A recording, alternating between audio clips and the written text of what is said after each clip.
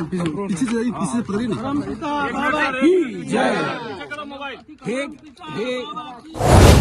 बाबा बाबा परमपिता बाबा की जगत गुरु बाबा की ब्रह्म बाबा की शिष्यानंद मूर्ति जी की।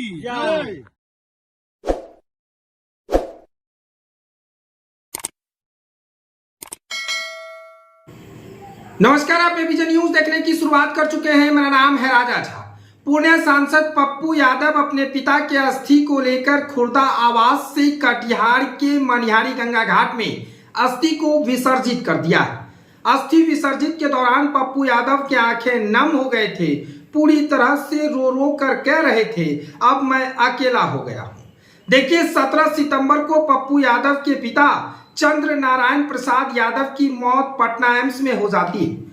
उसके बाद पप्पू यादव अपने पिता के पार्थिव शरीर को पूर्णिया लेकर आते हैं। पूर्णिया में अपने आवास पर उनके जनता दर्शन के लिए पार्थिव शरीर को रखा जाता है। उसके बाद खुर्दा आवास पर यानी मधेपुरा ले जाकर उनको अंतिम संस्कार होता है।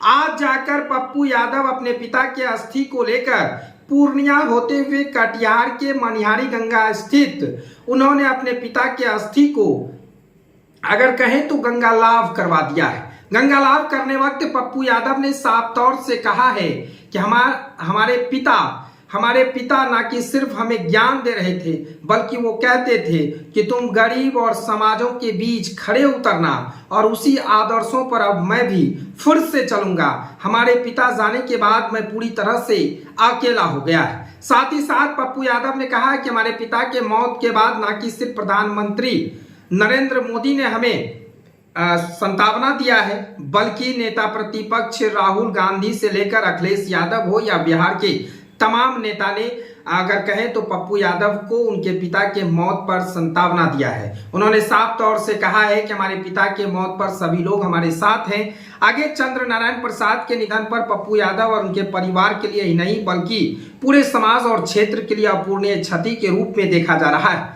वो न केवल अपने परिवार के लिए एक आदर्श पिता थे, बल्कि समाज में एक आदर्श और प्रेरणादायक व्यक्ति के रूप में जाने जाते थे। उनके सादगीपूर्ण जीवन और समाज सेवा के प्रति समर्पण की वजह से उन्हें क्षेत्र में बहुत सम्मानित स्थान प्राप्त था।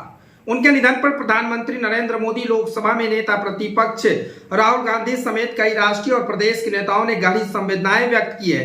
सभी ने उनके जाने को समाज और राजनीति के लिए एक बड़ी क्षति बताया। अस्थि विसर्जन के दौरान पप्पू यादव ने अपने पिता के आदर्शों पर चलते रहने की प्रतिबद्धता जाहिर की है।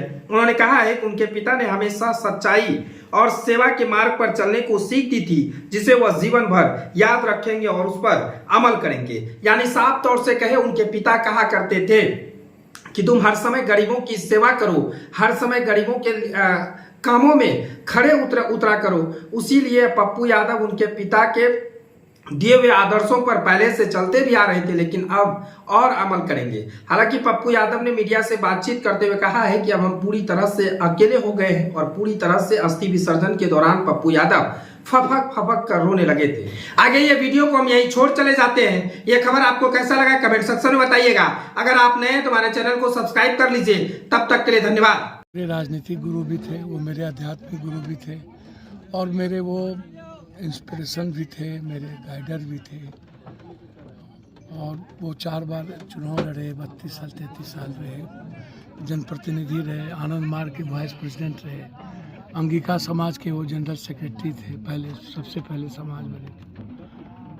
और उन्होंने हेड प्रिंसिपल थे, वो उन्होंने नौकरी छोड़ दी। बिहार फुटबॉलर प्लेयर थे, मतलब वो तो सन्यासी बनने चले गए थे। बाद में उनकी शादी हुई। मेरा ननिहाल कटिहार गुरगामा है लोग। और मेरे नाना दादा की मेरे जीवन में बहुत भूमिका है। मेरे पिता, मेरे परिवार के, मेरे समाज का बहुत भूमिका है। मैं बहुत अकेला हो गया। कल पीएम साहब भी, राहुल गांधी जी भी, मैं सबको धन्यवाद देता हूँ। देश के सारे लोग, हेमंत सोरेन जी का फ़ोन आया, राहुल जी का फ़ोन आया, सब लोग का फ़ोन आया, अखिलेश जी कई बार फ़ोन किए, प्रधानमंत्री जी किए, सब लोगों ने चिट्ठी भी भेजी। लाखों लोग थे गांव में। मैं बता नहीं सकता हूँ, मैं तो सब कुछ खो दिया, अकेला हो गया हूँ। आज लेकिन मैं इतना ज़रूर कहता हूँ कि पापा ने जो चीज़ सीखा है ना, कल भी मैं रेणु जी के इंजीनियरिंग कॉलेज में था जहाँ एक बच्चे को मार दिया गया, फिर मैं कटिहार बॉर्डर पे था, कर्मा की पूजा थी आदिवासी समाज की। तो मुझे पापा याद थे कि मैं यदि कोई न्याय कर पाऊँ या उस बच्चे के लिए कर पाऊँ तो मुझे अच्छा लगेगा और सच्ची श्रद्धांजलि होगी। मैं उन तमाम लोगों से अपील और आग्रह करता हूँ कि 29 तारीख को पूर्णिया में सर्वधर्म प्रार्थना सभा में हम सबको आमंत्रित करते हैं, जो मुझसे प्यार करते हैं, जिनके लिए मैं हमेशा जीवन पर्यंत पारिवारिक रहा हूँ। मैं सिर्फ इतना कह सकता हूँ कि मेरे जीवन में अब जो कुछ बचा है सिर्फ सेवा बची है।